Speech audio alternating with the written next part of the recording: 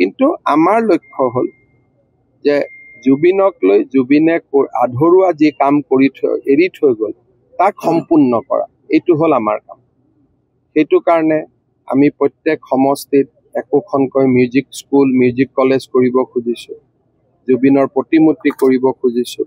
বিজেপিৰ প্ৰত্যেকজন সদস্যই পৰিৱেশ দৃষ্টিকোণৰ পৰা নিজৰ ঘৰত একোডালকৈ নাহৰ গছ ৰোপণ কৰিব খুজিছে, যাতে জুবিনক প্ৰত্যেকে নিজৰ ঘৰত ৰাখিব পাৰে নাহৰ গছডালৰ মাজেৰে।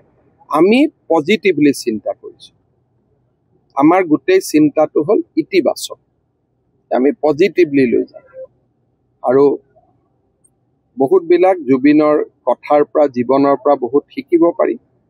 জুবিনে কৈছিল চ' মাষ্ট গ' অন, অৰ্থাৎ অসমখন আগুৱাই থাকিব লাগিব, ৰখি যাব নোৱাৰে।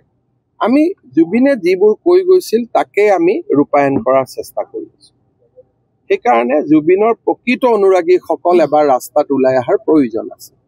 মৃত্যুৰ পিছত হোৱা অনুৰাগী, এতিয়া ইয়াতে এজনে গ্ৰেপ্তাৰ হৈছে ঘটনাত, তেওঁ সুধিছে তই গান শুনিছিলি নেকি? বোলে মই গান টান শুনা নাই। আপোনালোকে ভিডিঅ'ত দেখা পাইছে।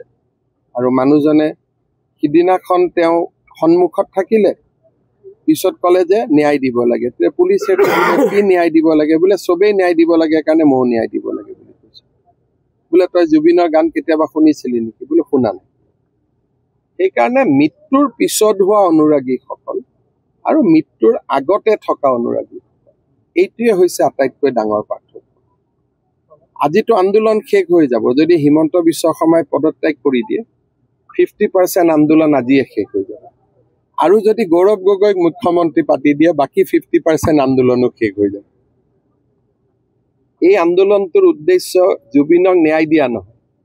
এই আন্দোলনটোৰ উদ্দেশ্য হৈছে যে 4.5 বছৰ একো সুযোগ পোৱা নাছিলোঁ, আজি এটা সুযোগ পাইছোঁতো, আমি সুযোগটো ব্যৱহাৰ কৰিম। সেইকাৰণে বিজেপিয়ে প্ৰকৃত অনুৰাগীসকলক লৈ জুবিন যাতে মৃত্যুৰ পিছতো শ বছৰ জীয়াই থাকিব পাৰে, সমাধি ক্ষেত্ৰ নিৰ্মাণ বা জুবিন ক্ষেত্ৰ নিৰ্মাণ, কালি কমিটিৰ বৈঠক হৈ গ'ল, আমিও জুবিন ক্ষেত্ৰই কৰি দিম, কোনো কথা নাই। গতিকে এই স্থায়ী কামবিলাক কোনে হাতত লৈছে? এডালো গছ কটা নাই। এইটো তথ্যৰ ওপৰত নিৰ্ভৰশীল নহয়।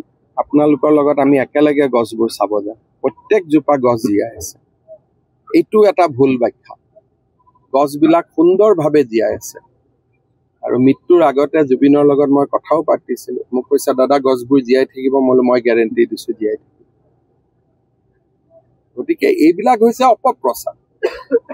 আৰু এই অপপ্ৰচাৰ, কালি এজন আৰ্টিষ্টে এইটোৰ ওপৰত এটা ছ'চিয়েল মিডিয়াত পোষ্ট দিছে।